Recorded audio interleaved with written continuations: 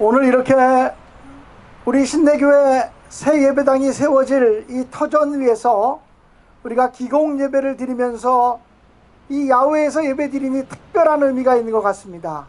하나님의 특별한 사랑이 함께 하실 줄로 믿습니다. 이스라엘 역사를 보면 가장 훌륭한 왕, 다른 왕들이 도무지 따라갈래야 따라갈 수 없을 만큼 훌륭한 왕이 한 사람 있었습니다. 그 사람은 바로 다윗 왕입니다.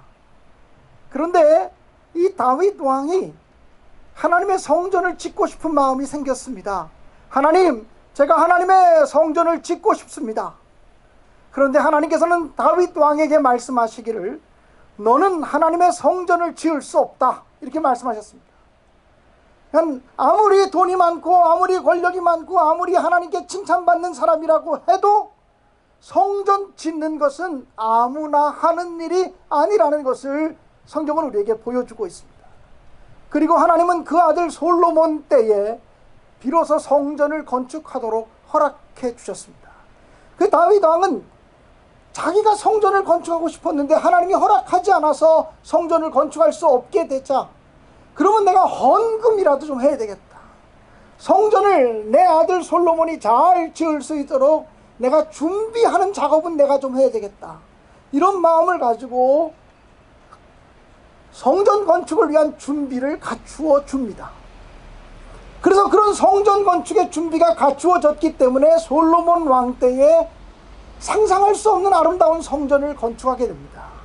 사실 솔로몬 왕이 건축한 성전은 오늘날 우리가 이야기하는 평수의 규모로 보면 120평 정도밖에 안 됩니다. 우리가 지금 교회를 1500평 정도의 교회를 지으려고 지금 설계를 했는데 솔로몬의 성전은 이 120평 정도밖에 되지 않습니다. 그런데 그 솔로몬의 성전을 짓는데 들어간 자재들을 계산해 보면 대략 2조 원 정도가 나온다고 합니다. 왜냐하면 모든 벽이나 기구들을 다 금으로 둘러쌌기 때문에 그 성전을 짓는데 들어간 비용을 계산할래야 계산할 수가 없고, 성수학자들이 그래도 이렇게 저렇게 계산해 보면 아무리 최소로 잡아도 2조 원 이상의 예산이 들어갔을 거라고 보고 있습니다.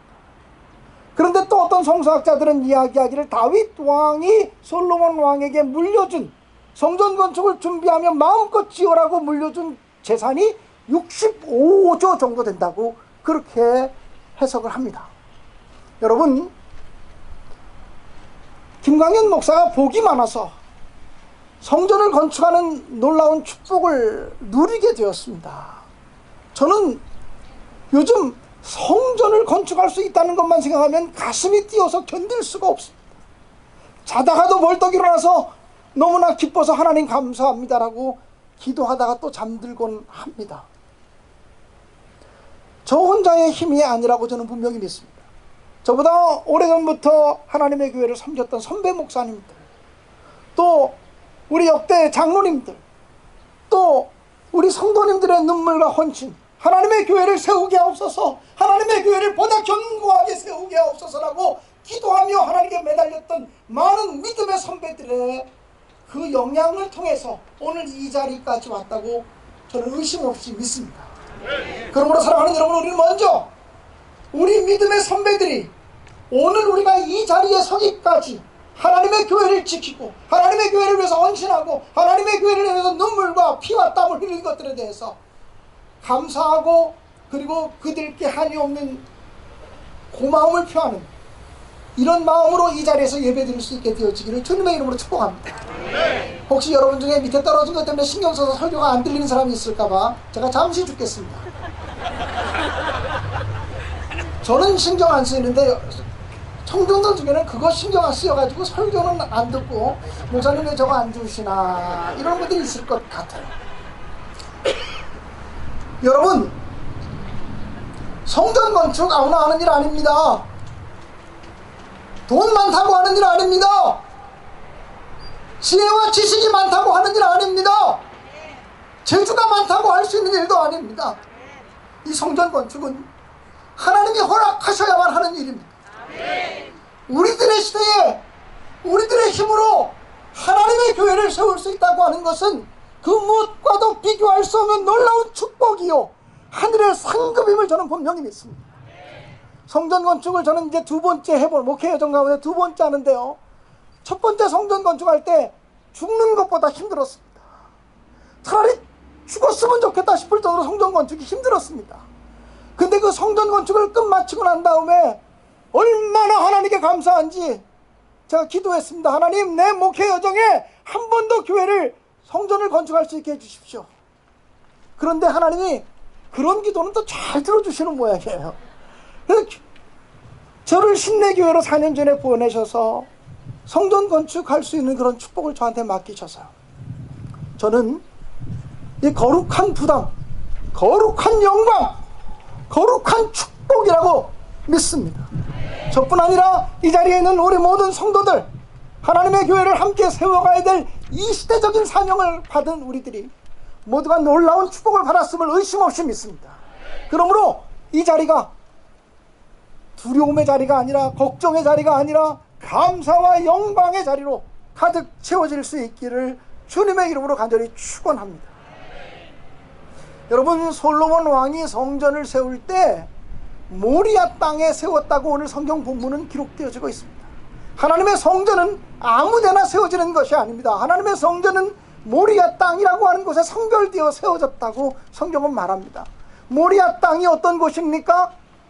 믿음의 조상 아브라함이 하나님으로부터 명령을 받습니다. 아브라함아, 아브라함아, 내 하나님, 너는 내가 100살에 낳은 아들 이삭을 모리아 산에 있는 한 산으로 가서 나에게 번제물로 바치라고 하는 명령을 받습니다. 여러분, 번제물이라는 건 뭐냐면 짐승을 죽여서 각을 떠가지고 불태워서 드리는 제사가 번제물입니다. 그런데 하나님께서 도저히 인간의 이성으로 이해할 수 없는 명령을 아브라함에게 내리십니다. 아브라함아, 내 아들 100살에 낳은 아들 이삭을 모리아 땅에 번제물로 바치라. 이때 아브라함은 아침에 일찍 일어나 나귀의 안장을 지읍니다.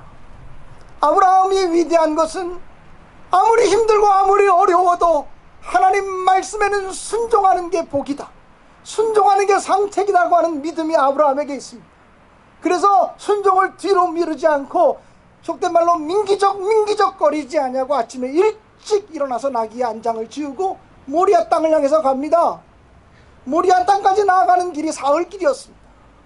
아니, 가까운 데서 번제물 바치라 그랬으면 잠깐 고민하고 바치면 될 텐데, 자기 아들 이삭을 번제물로 바치기 위해서 사흘길을 가는 이 아브라함의 심정이 어떻겠습니까? 한 걸음 한 걸음 뗄 때마다 죽음이요, 한 걸음 한 걸음 뗄 때마다 정말 자기 자신을 하나님께 바치는 심정이 아니고는 걸어갈 수 없는 걸음이었을 것입니다. 이 아브라함이요, 사흘길을 가면서 하나님을 향한 순종은 감정적인 순종이 아니라 의지적인 순종임을 고백합니다. 100번을 생각해도 하나님께는 순종이 답이다. 1000번 만번을 물어도 하나님께는 순종하는 것이 답이야. 이것이 아브라함의 믿음입니다. 그리고 아브라함이 이삭을 모리아산 정상으로 끌고 올라가서 이삭을 결박하여 묻고 자기 아들 100살에 낳은 아들 이삭을 잡으려고 하는 순간 하나님이 급히 아브라함을 부르십니다. 아브라함아, 아브라함아, 내 아들 이삭에게 손대지 말라. 이제야 내가 어떤 사람들보다도, 심지어는 100살에 낳은 아들보다도 나를 더 사랑하는 줄을 내가 알았노라. 나를 향한 너의 충성, 나를 향한 너의 사랑, 나를 향한 너의 진심을 알았다고 말씀하시면서 예비되어진 양을 하나님께서 보여주시고 그 양으로 번제물을 삼아서 하나님께 제사 드리도록 하셨습니다. 그리고 그 이후에는 아브라함의 삶 속에 고난이 없고 시험이 없고 역경이 없는 삶으로 인도하시는 것을 성경을 통해서 확인하게 됩니다. 사랑하는 여러분, 모리아 땅이 어떤 곳이에요? 죽기보다 어려운 순종의 자리가 모리아 땅입니다. 하나님의 성전이 세워질 자리는 어떤 자리입니까? 아브라함과 같은 순종의 자리가 성전이 세워질 자리라는 거예요. 불순종하는 사람을 통하여 하나님의 성전이 세워지지 않아요. 아브라함처럼 하나님의 말씀에는 생명을 걸고 순종한다, 하나님 말씀에 순종하는 것이 축복이고 이 그것이 삶의 승리라고 믿는 믿음을 가지고 순종하는 사람, 그런 사람의 역사가 쓰여진 곳이 모리아 땅이거든. 하나님의 성전은 모리아 땅에 세워졌습니다. 죽음보다 더 고귀한 순종이 있는 자리에 하나님의 성전이 서는 것이죠. 우리 신내교회가 이제 63년 전에 한국 땅, 1955년에 한국, 제가 59년생이니까 제가 태어나기 전에 한국 땅, 얼마나 비참했습니까? 지난 주간에 우리 열흘 동안 제 아내가 캄보디아에 선교를 갔다 왔습니다. 어저께 죄송합니다. 탄자니아에 선교를 다녀왔습니다. 아프리카 탄자니아에. 그런데 제가 잘 다녀왔어? 그렇게 물었더니 저를 이렇게 끌어안으면서 웁니다. 그래서 제가 보고 싶어서 우는 줄 알았어요. 그랬더니 그게 아니고 아프리카 사람들이 생각나서 너무 견딜 수가 없다고. 밥을 한 끼 먹을래도 너무 마음이 힘들고 이 좋은 자리에 앉아있자니 너무 힘들다고 그렇게 얘기를 했습니다. 1955년도에 한국이 그러지 않았을까요? 이 신내동이 그러지 않았을까요? 그런데 우리 신내교회가 63년 전 1955년도 이곳에 터를 잡고 하나님의 교회를 세우면서 눈물과 땀과 희생으로 일궈왔습니다. 사랑하는 여러분, 이제 우리에게 새로운 사명, 더 순종할 수 있겠느냐, 더 믿음으로 행할 수 있겠느냐, 주님이 물으십니다. 주님, 저희들의 순종의 자리에, 저희들의 믿음의 자리에 주님의 교회를 세우소서. 이것이 오늘 우리들의 고백이 되어지기를 주님의 이름으로 간절히 축복합니다. 모리아 땅, 그것이 어느 곳입니까? 기브온의 타작마당이라고 성경은 얘기합니다. 그 얘기가 무슨 얘기냐면요, 그 훌륭한 다윗 왕이 하나님 앞에 범죄한 적이 있어요. 어떤 죄를 범했냐면 인구조사를 합니다. 인구조사를 한 것이 뭐가 그렇게 죄가 되느냐? 그 당시 다윗 왕이 인구조사를 할 때 다윗 왕의 마음은 하나님을 의지하는 마음보다 군인들의 숫자를 의지하려고 하는 마음이 컸기 때문에 그것이 죄가 된 것입니다. 사람을 의지하려고 하는 마음을 가졌기 때문에 하나님은 다윗이 인구조사한 것이 하나님께 대해서 불순종하고 하나님을 대적한 것이라고 보셨습니다.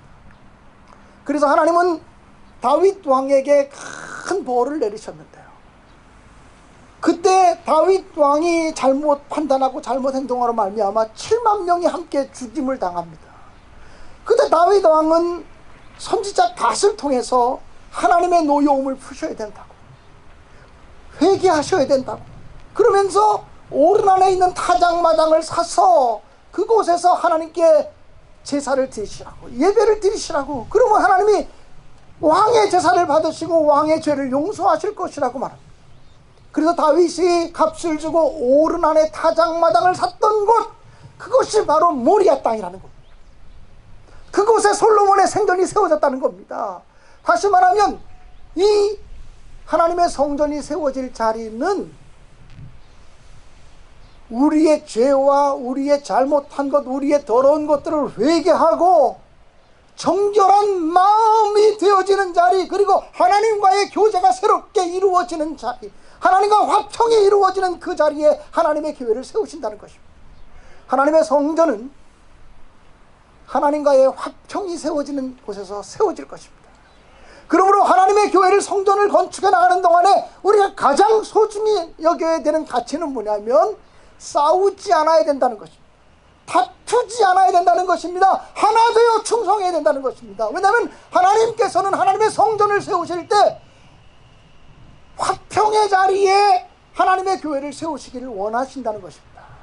그러므로 이제는